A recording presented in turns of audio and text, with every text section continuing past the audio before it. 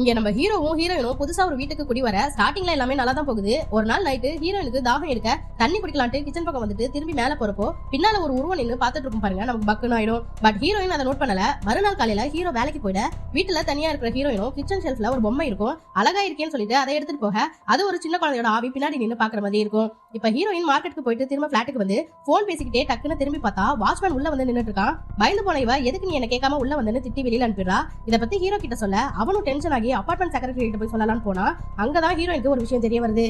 அவ இருக்கிற பிளாட்ல இதுக்கு முன்னாடி மஞ்சுன்னு ஒரு பொண்ணு அவ குழந்தையோட தங்கிட்டு இருந்திருக்கா. திடீர்னு ஒரு நாள் மாடியில இருந்து கீழே குதிச்சு 2 பேரும் சூசைட் பண்ணிட்டு இருக்காங்க.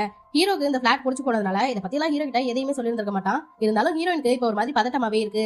ஒரு நாள் நைட்டு தூக்கம் வராம ஹீரோயின் ஹால்ல உட்காந்து டிவி பாத்துட்டு இருக்க சடனா ஆப்போசிட் மிரர்ல அந்த மஞ்சுவோட உருவம் தெரிய பயந்து போய் ஹீரோயின் கத்துறா. அதை கேட்ட ஹீரோவும் அறக்க பறக்க ஓடி வந்து ஹீரோயினை சமாதானப்படுத்துறான். அதனால ஹீரோயின் ஒரு மாதிரி அப்செட்டாவே இருக்கா. அவ கூல் பண்றதுக்காக ஹீரோ மூவிக்கு கூட்டிட்டு போறான். அங்க போனா தியேட்டர்ல உள்ளவங்க எல்லாம் படத்தை பார்க்காம இவளையே பாக்குற மாதிரி தெரியுது. அப்ப எல்லாரும் இவளை நோக்கி வர மாதிரி இருக்க முழிச்சு பார்த்தா எல்லாம் வெறும் கனவுதான். இன்னொரு நாளும் இந்த மாதிரி தூங்கிட்டு இருக்கும்போது ஏதோ சத்தம் கேக்குதுன்னு முழிச்சு பார்த்தா டோரோட கார்னர்ல மஞ்சுவோட ஆவிதான் நின்று இவளையே பார்த்துட்டு இருக்கும். அதை பார்த்து பயந்து போய் ஹீரோவை எழுப்பலான்னு ட்ரை பண்ணா அவளால முடியல. அப்ப அவளையே அறியாம ஹீரோயின் தூக்கத்துல நடக்க அதை பார்த்த ஹீரோவும் அவளை புடிச்சு உழுக்குனா அப்பதான் அவ சுயநினைவுக்கே வரா. அப்ப ஹீரோ அவளை பீச்சுக்கு கூட்டிட்டு போறான். அங்கேயும் மஞ்சுவோட ஆவி இருக்கிற மாதிரியே இவளுக்கு தெரியும். இப்படியே விட்டா சரிப்பட்டு வராதுன்னு ஹீரோயினை ஹீரோ ஹாஸ்பிட்டலுக்கு கூட்டிட்டு போறான். டாக்டரும் அவளை செக் பண்ணி பார்த்துட்டு இது ஒரு சின்ன ப்ராப்ளம் தான் சொல்லி அனுப்பிடுறாரு. வேலைக்கு போன ஹீரோ வீட்டுக்கு வந்து பார்த்தா ஹீரோயினை காணும். பக்கத்து வீட்டுல பேய் பிடிச்ச மாதிரி உட்கார்ந்துட்டு இருக்கா. அவளை கூட்டிட்டு வந்து தூங்க வச்சுட்டு ஹீரோ கீழே வந்து ட்ரிங்க் பண்ணிட்டு இருக்கான். இந்த கேப்ல ஹீரோயின் அவனுக்கு தெரியாம கீழே இறங்கி போயிடுறா.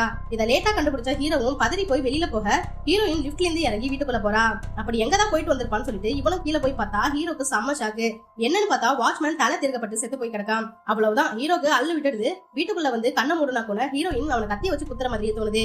இந்த கேஸை இன்வெஸ்டிகேட் பண்ண வந்த போலீஸும் ஹீரோயின் மேல சந்தேகம் வர அவளை வாட்ச் பண்ண ஆரம்பிக்கிறான். இதுக்கிடையில ஹீரோயினோட நிலைமை ரொம்ப மோசமா போக ஹீரோக்கே ஒரு வேலை இது எதுவும் ஆவியோட வேலையா இருக்கும்னு சொல்லிட்டு சந்தேகம் வருது.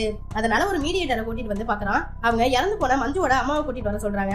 அவங்க வந்ததுக்கு அப்புறம் தான் சில உண்மையெல்லாம் தெரிய வருது. ஆக்சுவலா அந்த மஞ்சு பொண்ணு சூசைடே பண்ணியிருந்திருக்க மாட்டா. செக்ரட்டரி பையன் தான் அவகிட்ட தப்பா நடந்துக்க ட்ரை பண்ணி அவ மாடியில இருந்து கீழே வந்து செத்து போயிருப்பா.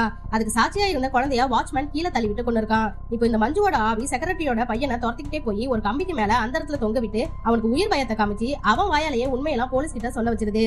போலீஸும் அந்த கொலகாரனை பிடிச்சி ஜெயில போட்டுட அங்கேயும் வந்த மஞ்சுவோட ஆத்மா அவனை போட்டு தள்ளுற மாதிரி காமிச்சு கதையை முடிக்கிறாங்க.